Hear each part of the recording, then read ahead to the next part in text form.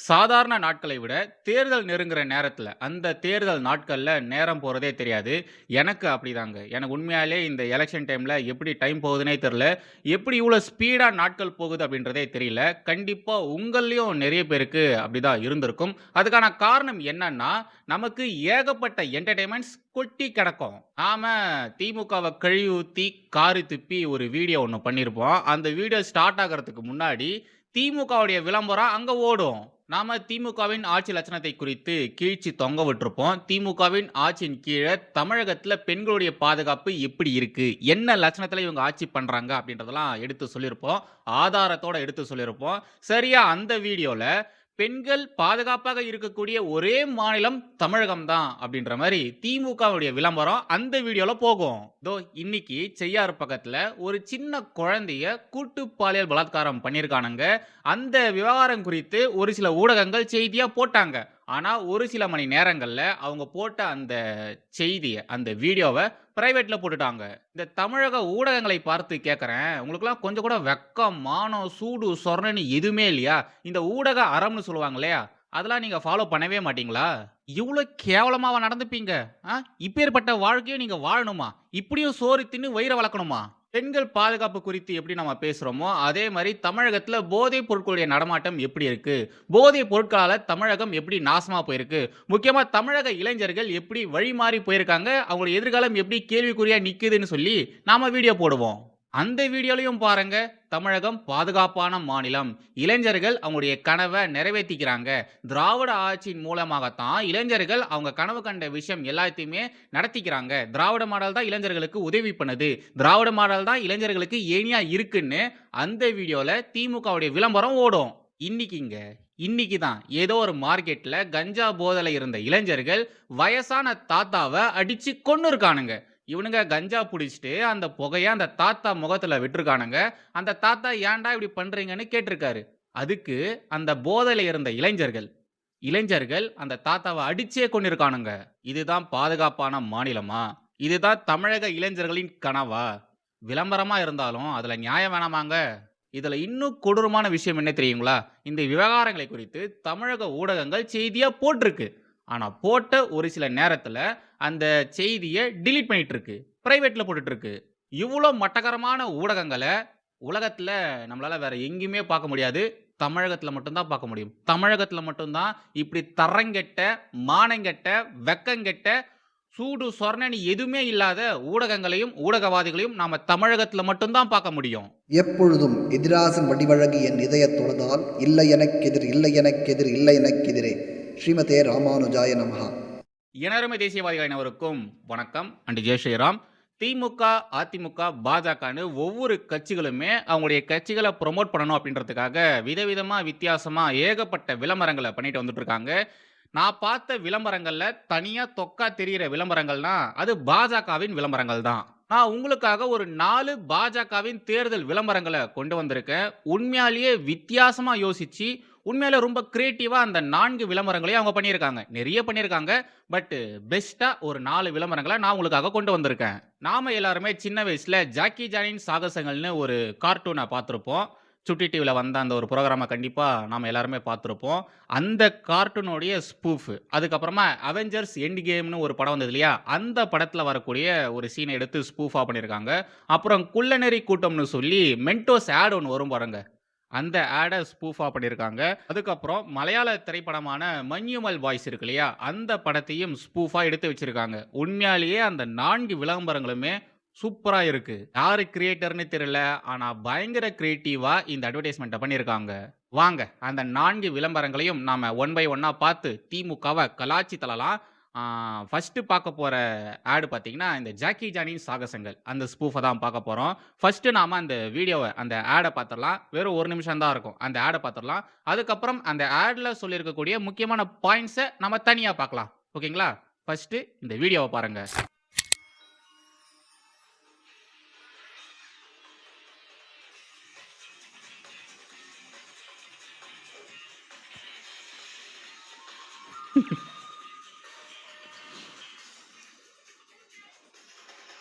கலைஞரின் வீடா தமிழ் நாடாங்கிறது தான் இன்னைக்கு நாட்டுக்கு முன்னாடி வெட்கம், மானம் உருவம் இல்லாத கலைஞர் கருணாநிதி.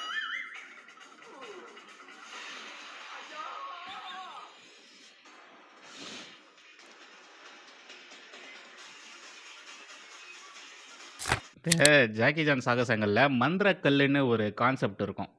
ஒவ்வொரு கல்லுக்குமே ஒரு ஒரு பவர் இருக்கும். அது மாரி இந்த திமுக கூட்டணியில இருக்கக்கூடிய ஒவ்வொருத்தவங்களுக்கும் ஒவ்வொரு விதமான திறமைகள் இருக்குன்னு சொல்லி போட்டு வச்சிருக்காய்ங்க. அந்த வீடியோ ஸ்பீடா போறதுனால உங்களால படிச்சிருக்க முடியாது. அதுல என்ன சொல்லியிருக்காங்க, என்ன எழுதியிருக்காங்க அப்படின்றத படிச்சிருக்க முடியாது. ஸோ நான் அத ஸ்கிரீன்ஷாட் எடுத்து வச்சிருக்கேன். ஒவ்வொருத்தங்கள பத்தியும் என்ன சொல்லியிருக்காங்க அப்படின்றத நான் இப்போ உங்களுக்கு காட்டுறேன். ஃபர்ஸ்ட் நம்ம செல்வ பெருந்தகை இருக்கார் இல்லையா? அவரு தான். ரவுடி, சரித்திர பதிவேடு குற்றவாளி, கொலை வழக்கில் முக்கிய குற்றவாளி, 524 கோடி ரூபாய் ஊழல். எப்படி ஒரு இவ்ளோ கோடி ஊழல் பண்ணிக்கிறாரு? நெக்ஸ்ட் நம்ம திருமாவளவன் அவர்கள். விழுப்புரம் சிதம்பரம் கட்சி தலைவர். அதாவது விசிக. விசிகாவ தான் இவங்க விழுப்புரம் சிதம்பரம் கட்சியின் தலைவர்னு போட்டு வச்சிருக்காங்க. சுயலாபத்திற்காக ஒரு சமுதாயத்தையே ஏமாற்றுபவர். ஆமா. திமுகவிற்கு முட்டுக் கொடுப்பவர். இந்த தோழமை சுட்டுதல் அதையும் யூஸ் பண்ணியிருக்கலாம். நெக்ஸ்ட் நம்ம பிரேமலதா அம்மையார் இருக்காங்க இல்லையா? அவிங்க. கேப்டன் விஜயகாந்த் முற்றிலும் வெறுத்த திமுகவிடம் கட்சியை அடகு வைத்தவர். கட்சியே இல்ல. பெருசா அவங்க பவர்லயும் இல்ல. அவங்க கட்சிகளையும் பெருசா நிர்வாகிகள்னு சொல்லிக்கிற அளவுக்கு யாரும் இல்ல. இவங்க அடமானம் வச்சா என்ன, வைக்கலனா என்ன. ஆனா இதுல ஏமாந்தது, இவங்க கூட்டணியில ஏமாந்தது திமுக தான். தேமுதிக கிடையாது. திமுக தான். பார்ப்போம் இவங்க இந்த தேர்தலில் எத்தனை சீட்டில் வின் பண்ணுறாங்கன்றத பார்ப்போம்.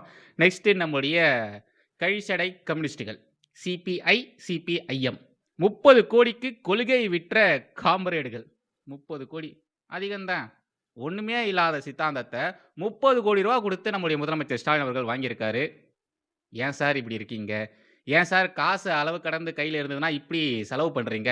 தண்ணியில் போட்டாலும் அளந்து போடணும்னு சொல்லுவாங்க. ஆனால் நீங்கள் போயும் கம்யூனிஸ்டுகளுக்கு 30 கோடி கொடுத்துருக்கீங்களே சார், ஏன் சார்? அடுத்து நம்ம வை கோபாலசாமி அவர்கள். திமுகவுடன் கூட்டணி வைத்து இவருக்காக தீக்குளித்து இறந்தவர்களுக்கு துரோகம் செய்தவர். அறிவாலயத்தில் ஜால்ரா அடிக்கும் பணி செய்கிறார். வைகோ. அடுத்து நம்முடைய மக்கள் நீதி மையத்தின் தலைவர் திரு கமலஹாசன் அவர்கள். சிம்பிளாக முச்சு விட்டாங்கங்க. ஒன்றுமே பண்ணல, பெருசாக ஒன்றுமே பண்ணல. இந்த தக்லை படத்தில் ஒரு கெட்டப்பில் வருவார் இல்லையா? அந்த கெட்டப்போட அறிவாலய வாசலில் நிற்க வச்சு ஐயான்னு ஒரு பேக்ரவுண்ட் சவுண்டு போட்டு வச்சிருக்காங்க. அதாவது அறிவாலய வாசலில் நிற்கக்கூடிய பிச்சைக்காரன் இந்த கமலஹாசன் அப்படின்ற மாதிரி சொல்லாமல் சொல்லியிருக்காங்க. அது மாதிரி டைலாக் வைக்கல, பட்டு காட்டிருக்கிறது அப்படிதான். கடைசியாக என்ன சொல்லியிருக்காங்க? இந்த சுயநலம் பிடித்த கயவர் கூட்டத்தை வீழ்த்துவோம், சுயநலவாதிகளை நாம் வீழ்த்துவோன்னு இந்த ஆடில் சொல்ல வராங்க. ரைட்டு. நெக்ஸ்ட் பார்க்க போகிற ஆடு இந்த மென்டோஸ் ஸ்பூஃப்னு சொல்லியிருந்தேன் இல்லையா? சின்ன வயசில் நாம் மென்டோஸ் ஆடை பார்த்துருப்போம். எத்தனை பேருக்கு இந்த ஆடு ஞாபகம் இருக்குன்னு தெரியாது. பட்டு அந்த ஆடை போடுறேன், சவுண்டு கேட்ட உடனே உங்களுக்கு தெரிஞ்சிடும். உங்களுக்கு அந்த பழைய ஞாபகங்கள் வந்துடும். பாருங்கள், ஃபஸ்ட்டு இந்த வீடியோவை பாருங்கள்.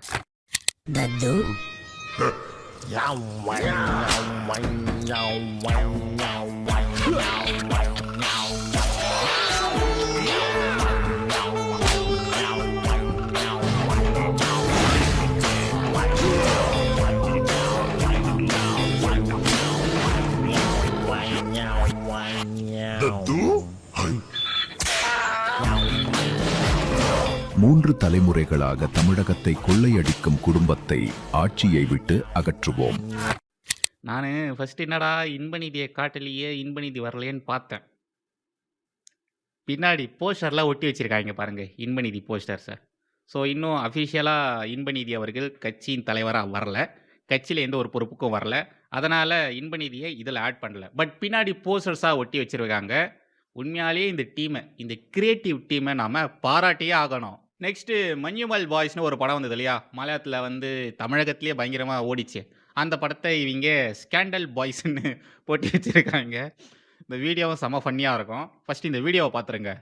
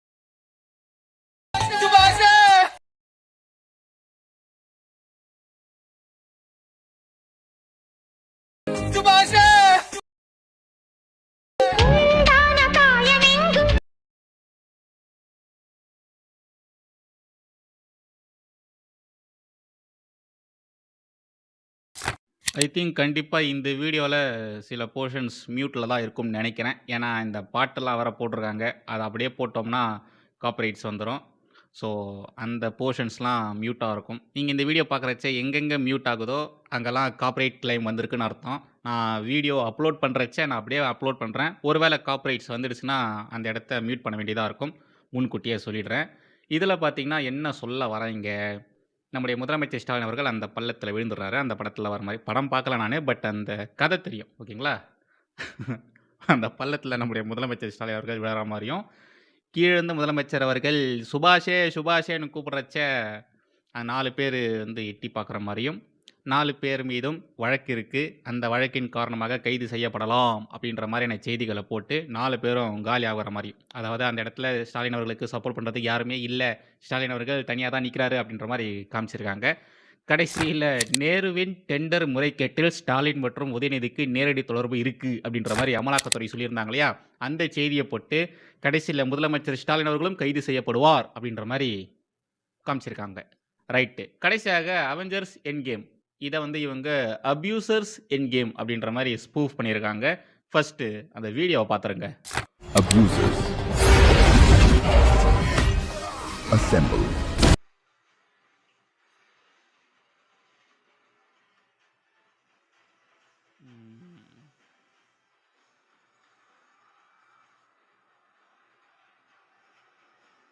ஓ!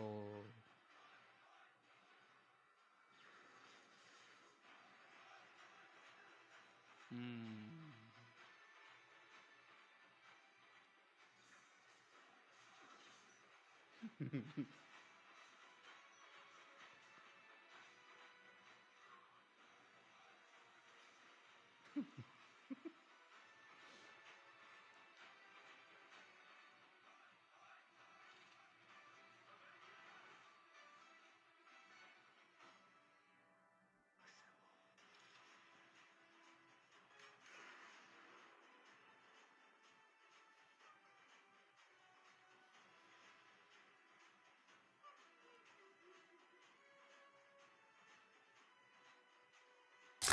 உண்மையாலே இந்த ஆட் செம்மையா இருக்குல்ல.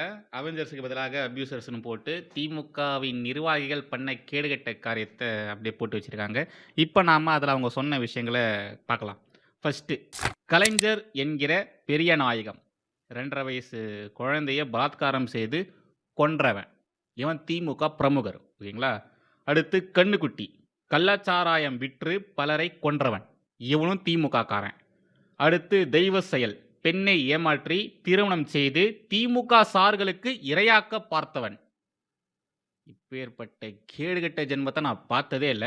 நெக்ஸ்ட் ஜாஃபர் சாதிக் போதைப்பொருள் கடத்தல் மன்னன் திமுக நிர்வாகி. இஸ்லாத்துல போதைப்பொருள் உபயோகம்ன்றது ஹராமுன்னு சொல்லுவாங்க. ஆனா உலகத்துல விற்கக்கூடிய முக்காவாசி போதைப் பொருட்களுக்கு காரணமே அவங்க தான். ஆப்கானிஸ்தான்ல இருந்து நிறைய கல்ஃப் கண்ட்ரீஸ்ல இருந்து இந்த ஜாஃபர் சாதிக்கு இவன் என்ன பண்ணுறான்? இவனும் அதே தானே பண்ணான்.